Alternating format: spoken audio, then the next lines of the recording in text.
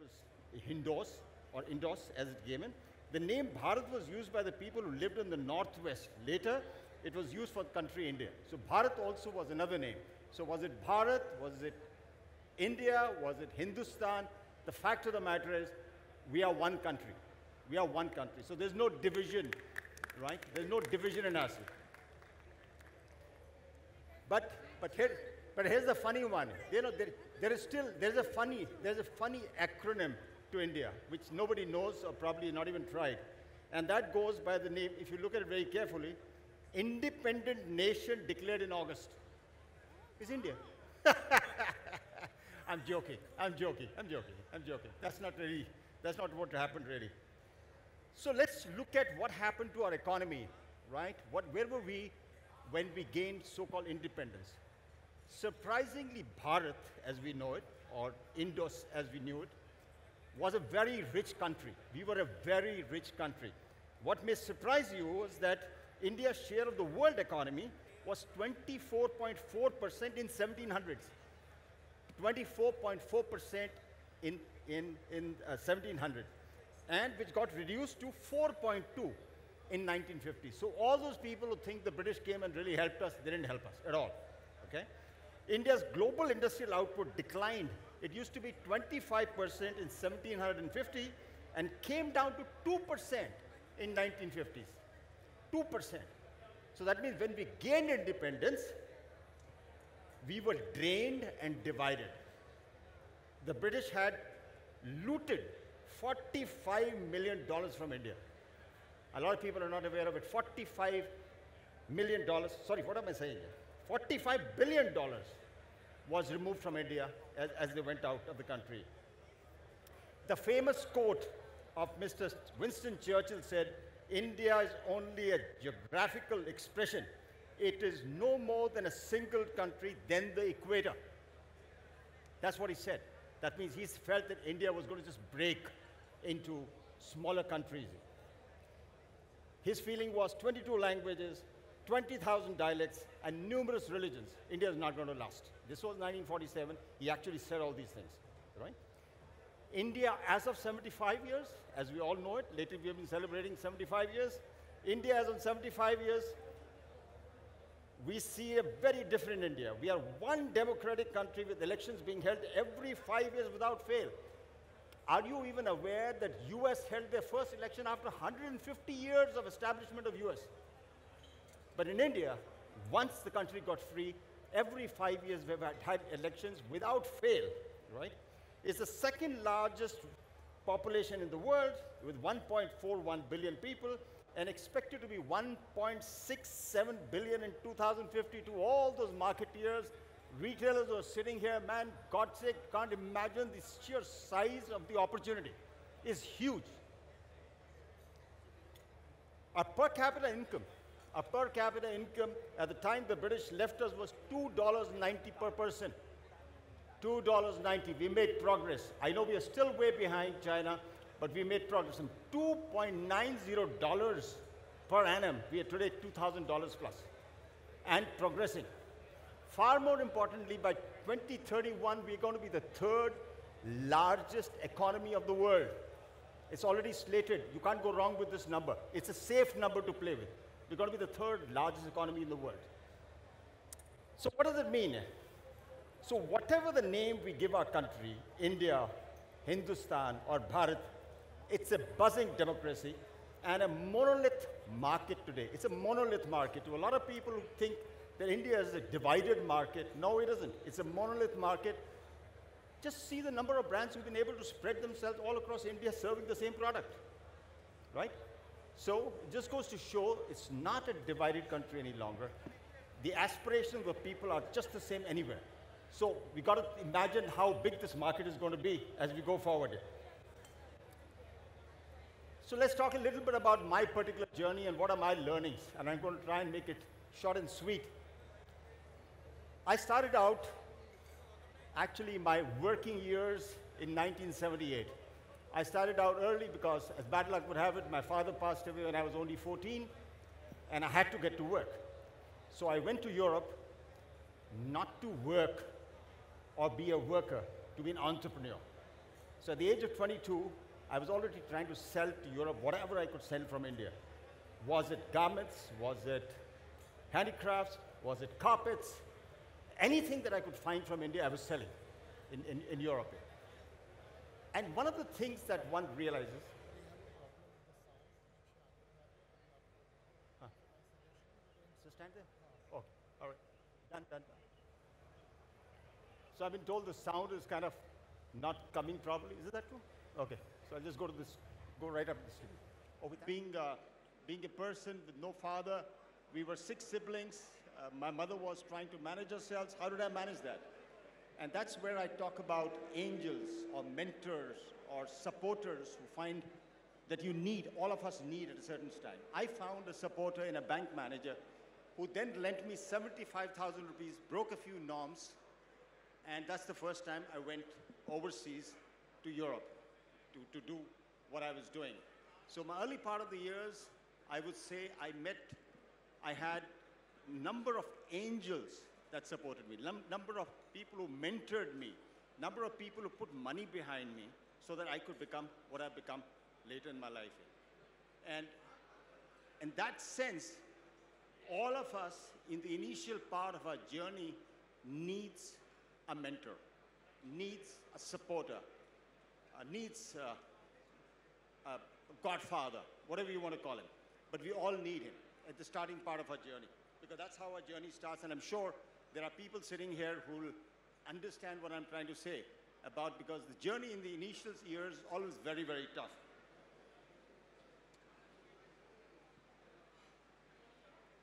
So the first learning, like I said, if one wants to look at it, has been that you need to break. If you need a break in your life, you all need mentors, angels, godfather, early investors that should provide us gyan, money to start out. We all need that. And I think all of us should look around us and find who are those people that we can actually talk to. Who are the people we can sell our ideas to? Because it's selling an idea, and it's very important that you do that to get that. Let's talk about the second part of my journey. My second part of the journey was that I started doing very well. I started, of course, like a door-to-door salesman. I used to go down and walk across to normally a lot of the shops in Europe, and the idea was to try and sell whatever I had. Whatever I had. So now, after managing that bit, we found that the better way of doing your business was actually to be able to participate in exhibitions in Europe, which is what I did next. But I met a lot of angels on the way who actually helped me. And then I also met a lot of people that I worked with that we managed to put together all our thoughts, and therefore, things started working out for me. So the second part of my learning, which is I'm talking about, my first part I've mentioned to you, my second part of the learning is build deep and abiding relationships with people that one does business with. In the initial stage, you need to be able to do that. You need to be able to get a few of these important buyers, supporters of yours, people who put the money behind you. Those are the people that ultimately will make you succeed. So build abiding relationship with them. That is what's going to get you to the next level. All right, so there we went as far as doing that. I came back to India sometimes in '88. I started doing a lot of work for multinationals, building their homes, building their offices. So I did a lot of work for AT&T, Liz Claiborne, Quelle, BBC, you name it. And these were the abiding relationships one built with. And these abiding relationships are so important because these are the people who refer you to other people. They open you to opportunities that exist around you. And that's exactly what the next thing happened.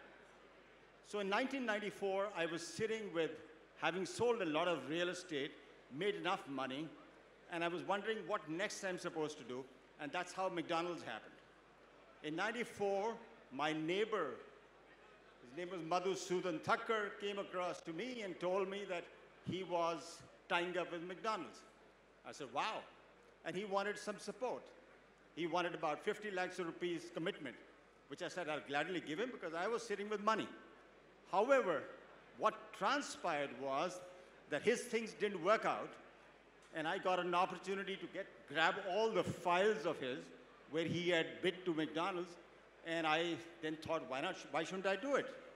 Now here I was, an individual, unknown to the Indian business community, and still trying to make a beeline for it. Anyway, I wrote to McDonald's. They wrote back saying they wanted to meet me. I had a nice meeting. The next day morning, this gentleman told me, come and meet me again. And I still remember walking into the Taj Mansingh lobby, and I see the who's who of Indian community sitting there. On one side was the Ansal, the other side was Mahindra, the other side was the Oberoys. There were about 10, 12 large Indian business people, along with their top people sitting there. So I thought, oh my God, this is not for me.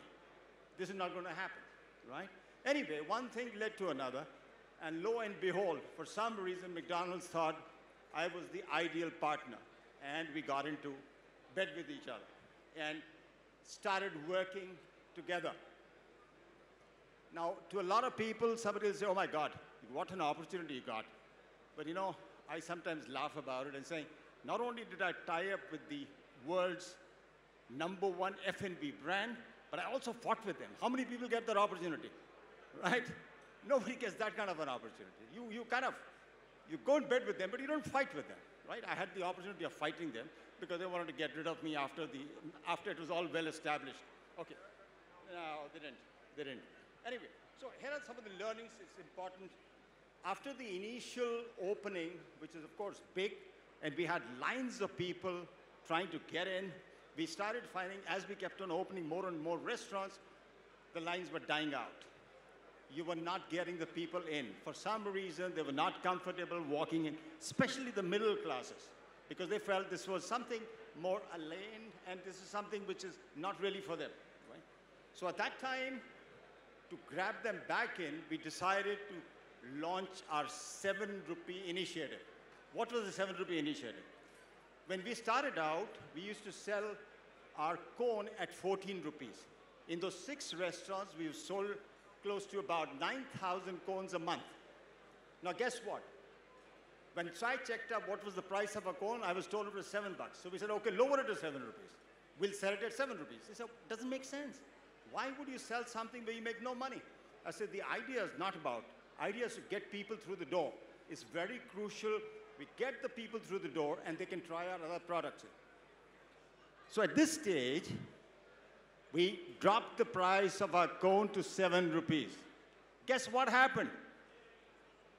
From one day to the other, as we dropped this price, just imagine from 9,000 cones a month, what were the number of cones we were selling? Come on, try this out. I don't know, 9,000 a day? 9,000 a day earlier. 9,000 a month. Yeah, but what? 90? 9,000 a day? Yeah. My God, the guy's very close.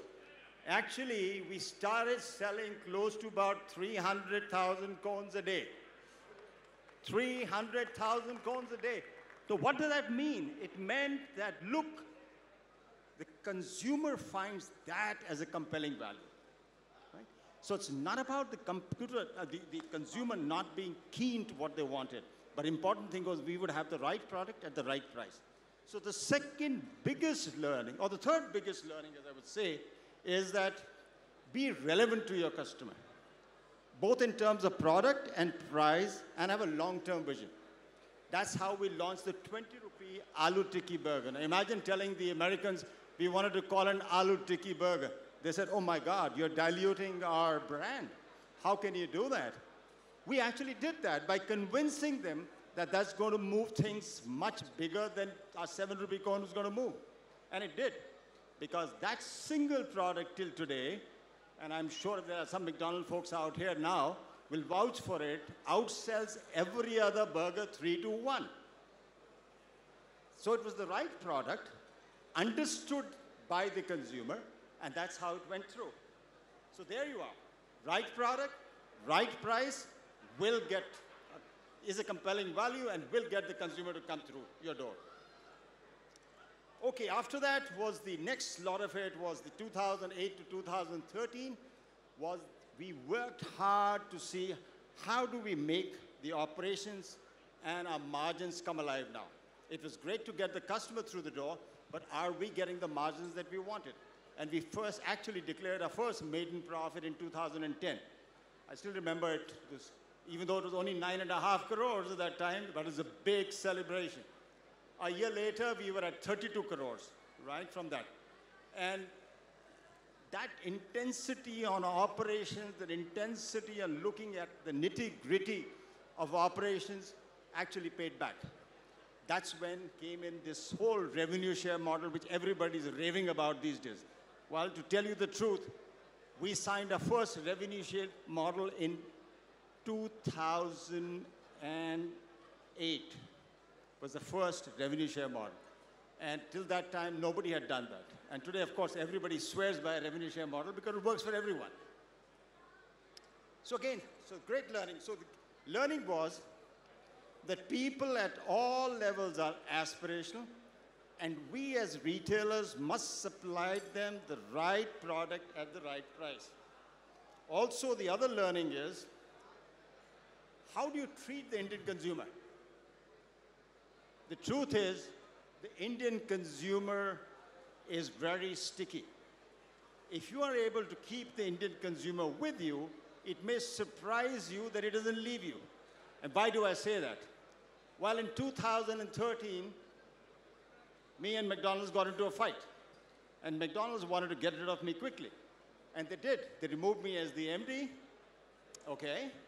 I fought back. In 2017, I came back as the MD with a 132-page judgment in my favor.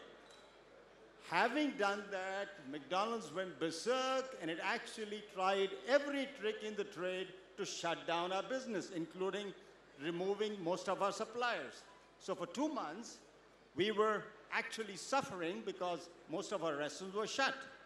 But we fought back, got the products again, and finally they decided, look, this is not going to work any longer, let's settle. And we settled. When we settled, what a lot of people don't realize it, when the due diligence got done, they actually found 84 crores lying in the bank. And I get a call from the then folks who were managing the due diligence, one of the big fives, and they said, they want to meet us. And they wanted to know what was this 84 crores lying in the bank. And I said, money of the company. He said, are you serious? You don't have to pay to anybody? I said, no. Now, why did that happen? That happened because the Indian consumer didn't give up on the product. Didn't give up, even though McDonald's wanted to finish it off. They didn't give up. They felt, this is the product I like, and this is the product I'm going to have. And that's why I keep on telling everybody, once you got the Indian consumers on your side, do not let him go away from you. He's going to stick to you. So the learning is, the Indian customer is sticky. Treat your customer. How would you like to treat your customer? Hey. I'm going to ask this young lady. Young lady, how will you treat your customer? How do you treat your customer? What do you call your customer? Go ahead. A customer who is consuming my product. Yes. How do you treat him? I would like to give him the best service, best product. Got it. But how would you like to treat him? In one word. You'd like to treat him like a king, like God, like what? King. Like king. Anybody else who's going to say, how do you treat the customer? Anybody else out here? How will you treat your customer? Go ahead. With respect. With respect. So he's thinking that a customer needs to be respected. You're shaking your head. You're unhappy with that answer. You should greet a customer with a smile. No, but that's just a smile. How would you treat him? In one word. There's got to be something important to you, right? But somebody said, with respect, God. Somebody said, king. Anybody else who's going to raise your hands here? Anybody knows how to treat your customer? How do you think we should treat our customer? Come on, come on. Anybody else out here? Okay, go ahead. Give them the best price. Give them the best price. Yes, of course. That's important. That's important. But let me, yeah, okay, go ahead. Bang for the buck. Bang for the buck. So that's again for the price, okay? So you're all getting a bit transactional, aren't you?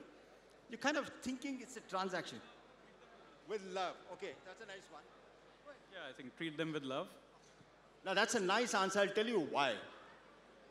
The trouble with us, we keep on thinking a customer's God. We keep on thinking a customer's like the king.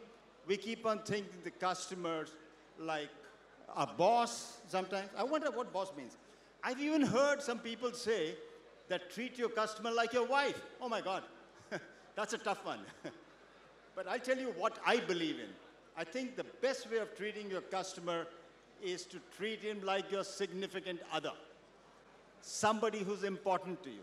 Somebody that you care for, right? And that significant other normally happens, and you treat the significant other much better when you're still unmarried, right?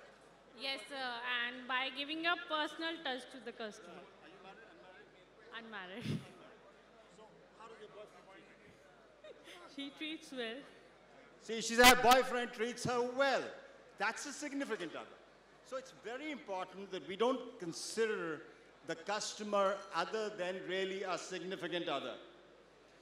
He should be the one who'll drop anything for you. He should be the one who should have choice of words. He should be the one to get excited of your wins. Every time you win, excited about the fact that you won something, you did something well. You have a shared vision of future, especially when you're young and you still haven't got together into a bond of marriage. There are shared vision at that time. And also you just want to make them happy. I always feel that as a significant other, you make an effort to treat each other happy. So that's what is important, yeah? So to admit that all of the ups and downs one has been blessed with and have led an exciting life now, I must say I have no regrets whatever. I've had a great life. I spent my early years in Europe. I came back and did some great business out here. Then I joined McDonald's and had an opportunity of growing the brand, starting up front, and then thereafter making it succeed and make money, right? Make money right till the last date. So let me end this evening with a meaningful story. How many of you know about Nalanda? Nalanda used to be one of the oldest universities in India. Yeah, it's in Bihar. And one was the oldest ruins, currently a tourist spot. Correct. So Nalanda was one of the, so India has always been actually a place where there was a house of learning started from here. That's why we have the Quranas, there we have all our Gitas and so on. So there's a huge amount of material there to learn. So there's a story that goes where one guru was out teaching, and the student, who was a naughty student, decided he's going to fail the guru. He's going to make sure the guru will not have an answer for what he's going to do. So what he does is gets hold of a pigeon and he hides it behind, and he openly challenges the guru in the class that's taking place and saying, "Guru, tell me, is this pigeon alive or dead?" So his thought was very clear. If the guru said dead, he will bring out an alive, because he's not done anything with it. If the guru said alive, then he would just, at the back of his hand, he'll wring the neck and there'll be a dead pigeon. Now somebody will say, what kind of an answer can a guru give in such a situation where I think the student has it all in his hands, right? So the guru looks at him, the class is looking at the guru, and finally the guru says, "My son, it's all in your hands." So the fact today, I want to end up this solo today by telling you that our success and failure is actually all in our hands. What we make of ourselves as successful or as a failure is truly by who we are and what we do with what we've got. So please never give up. I've had situations where I thought I was fighting a huge multinational and everybody told me it's not going to go anywhere. But then I got a 132-page judgment in my favor. And finally, that big multinational had to pay me nearly 14 times the amount that they originally offered me. So never give up. Never give up your dream, and never give up a fight. Thank you. Well, thank you very much, Vikram. Yes. Oh, that's the rowdy table at the front. I recognize you lot. Yes, these guys have been trouble all day today. All day. We nearly had to call security twice. Right, guys, we've got a whole host of entertainment. Our next speeches are going to be reasonably short, just so we can get to everybody before midnight. Right, the business of retail is about strong partnerships and relationships. And today, with Inorbit, we want to celebrate the very spirit of those partnerships that make business work. Inorbit presents Celebrate Retail. Welcome to Inorbit, where people come to make memories and create stories and live the Inorbit experience. Since 2004, we have pioneered the retail industry by providing a world-class shopping experience that has redefined shopping in India. With memorable events and stunning decor, we are always offering our customers something new. We have evolved to reflect the growing aspirations of the Indian consumer. Malad, Vashi, Vadodara, and Hyderabad. We are embarking on the next phase of our growth. Transformative retail fueled by our customers' aspirations. Come, live an Inorbit experience.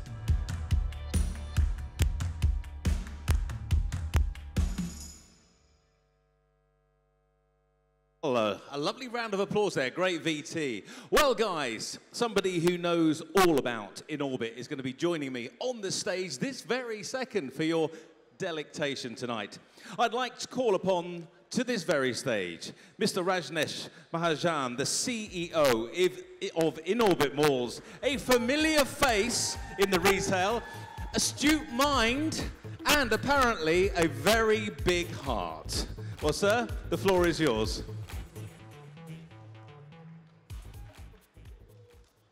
Good evening, everyone. What a fantastic day and a great audience and attendance. It's good to see people who make retail happen in India. Morning, Mr. Arvind Singhal was talking about 1990, how the Spencer Plaza came up, Shoppers Stop opened, Pantaloon, West Side, and the retail started happening. You know, sometimes when we remember those days, it looks like a few lights year away. You know, it was happened so many years back, but I can say that me and some of my colleagues who started our career at that time, we are still the first generation, and we have a lot of years of retail still to go. So while it may sound like many, many years ago, but it's still happening right now, and we are learning every day, and we are going to grow here.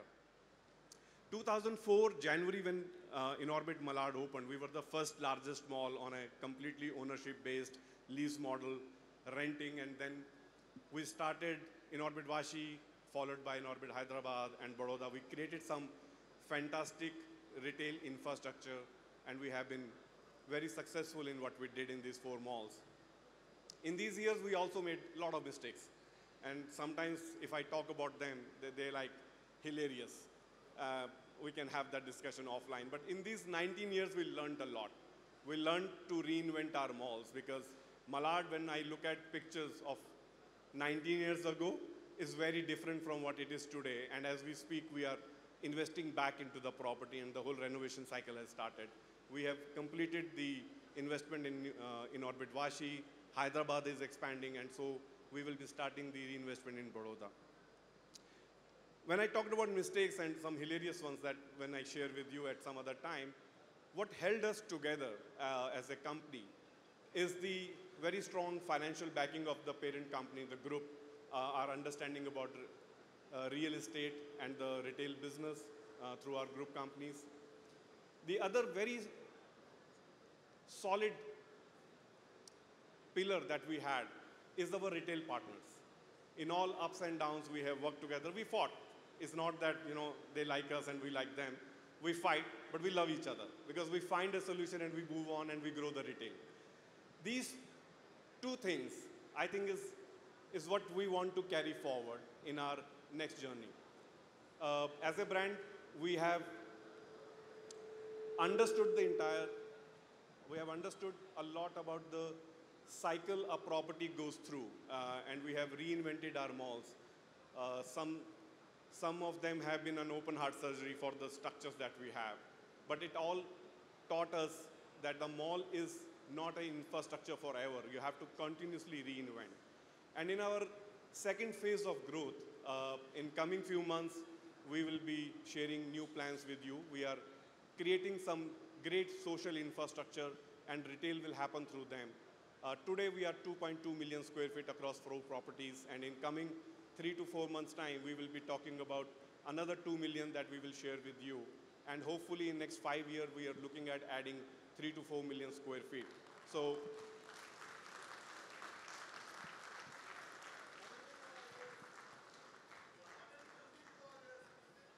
thank you. Music to our ears also, because in last 13 years of my association, I have been waiting for these movements where we can create some awesome infrastructure and do things here onward.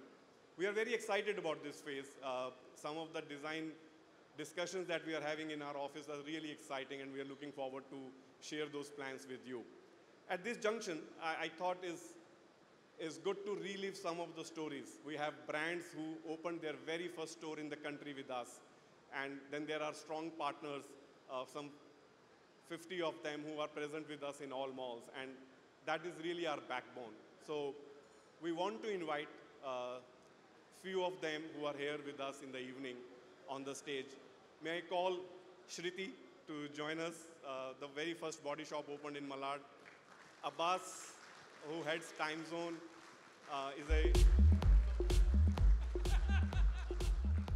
is a very interesting journey with them that we have. Sangeeta, we recently opened the first Marigold store with us. Mr. Venu Nair, Shopper Stop. Vineet Gautam, busy talking as always. Rahul Veera.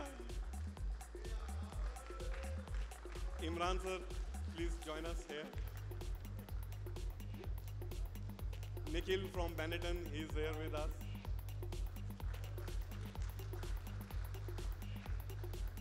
Anand had to leave from W, but we have some more guests here. Akash is Akash Gupta.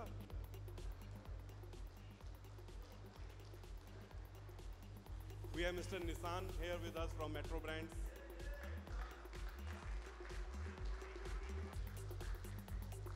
So, I'm sorry, I can't have all of you here because we cannot be running these businesses unless all of you are with us. But I had a limitation of the space we have in store, in stage here. And most of you must be hearing this thing that we are short on space in our malls also. That is why our new developments will be very large, and we will be able to accommodate all of you there. Guys, can we have a special thanks for all of them? Who is Naveen?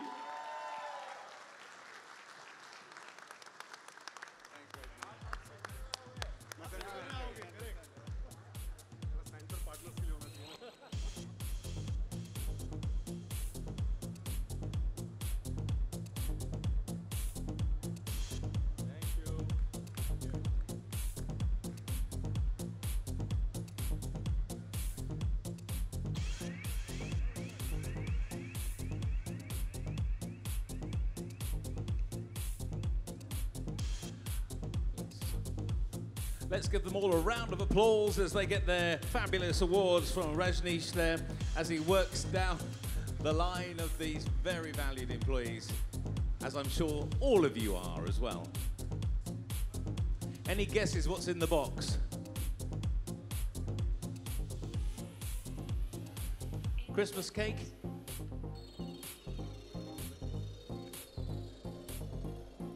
Donuts? No? Do you know what's in the box? You do.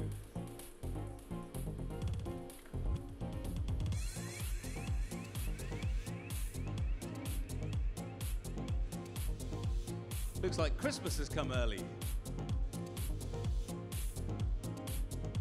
Oh, I'm being told off.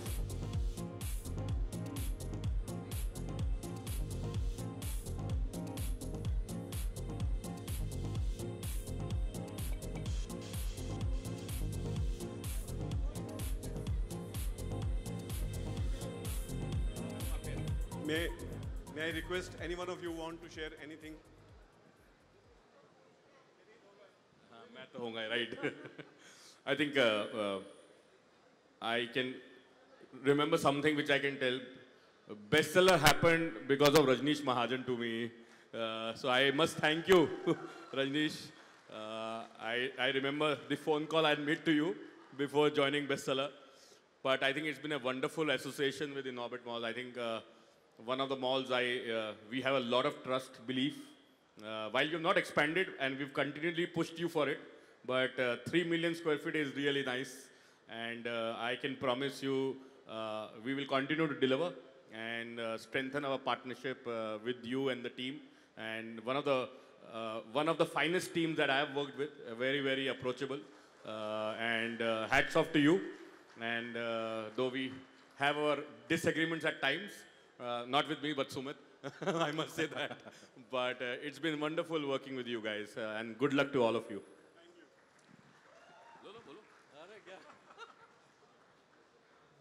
So one of the things Rajneesh said, starting very early prior to 2004, some of us are part of that generation, I must say.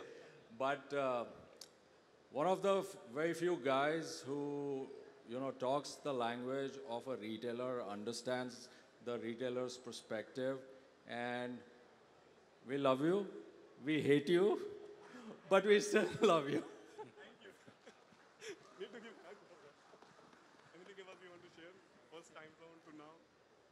Inorbit has a very special place in my heart because when I joined, we had only one store, and that was Inorbit Malad.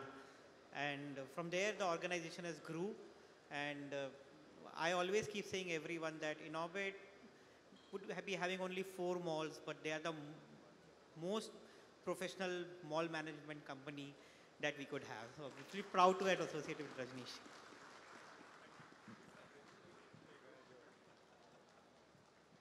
Again, I think as each one on the stage has special memories, and on a personal note, it was the first Marks & Spencer store that opened, so a lot happened because of Inorbit, not just in Mumbai, but also in Hyderabad and Baroda and every city that they've been. Not saying this because they're part of the family, we are part of the same group. We still maintain more than an arm's length, so we keep fighting. We do end up getting some good results, but we enjoy the relationship. It is our biggest store, and what Rajneesh said is absolutely true. They keep innovating, changing, moving on, and that's what keeps Inorbit as young. All the best, Rajneesh. Very good job. Rajneesh, thank you for having us here, but I think it's amazing. When I was in high school in 2004, it was amazing to see you open a mall in India, right? It was unheard of. So you guys have been trailblazers. You continue to be trailblazers, and we can't wait to hear about your expansion. Congratulations. Thanks, Rajneesh. We go back a long way. And we opened a lot of stores with you at Inorbit, but I would just recollect our first body shop store. And that's the first body shop store. Customers were crying because we opened a body shop in India. So thanks to Inorbit. And it remained the #1 store for a long time. So thank you so much. And I think it's the relationships that matter. And we've had lots of fights. But today, if Rajneesh calls, we are here. So I think that's what it is. Thank you so much, Rajneesh. So just like Vineet said, really dealing with the Inorbit team is a very homely feeling. And with Rajneesh has been more like a mentor for our brand. And I'm not very proud to say this, but I think he knows our numbers better than us. So that's something about Rajneesh.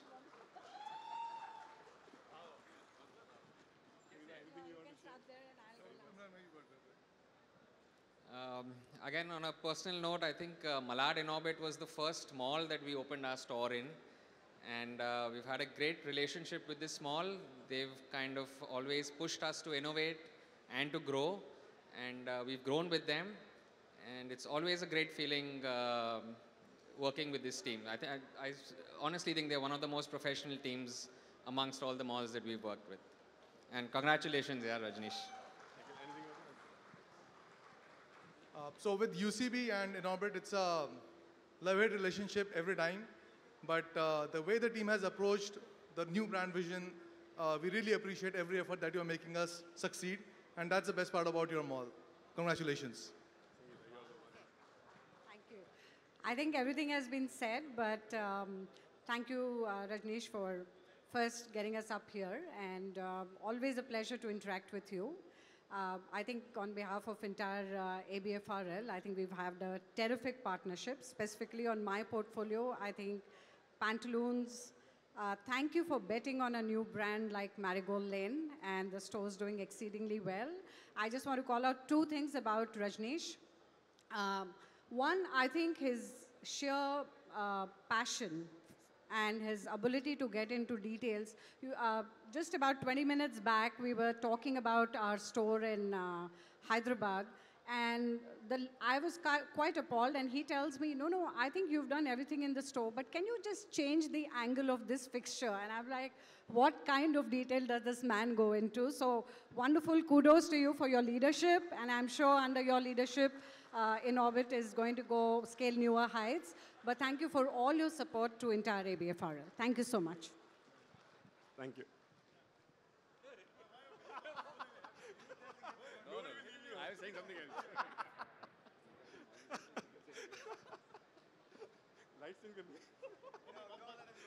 I also want to thank Amitabh, Anjali, and the entire Images team. They always create this fantastic retail conferences, and we love coming here and enjoy the entire discussions and meeting all our colleagues here. The bar is open, the food is being served. I hope you all enjoy, and thank you so very much for being here and being with us in all journey. Thank you.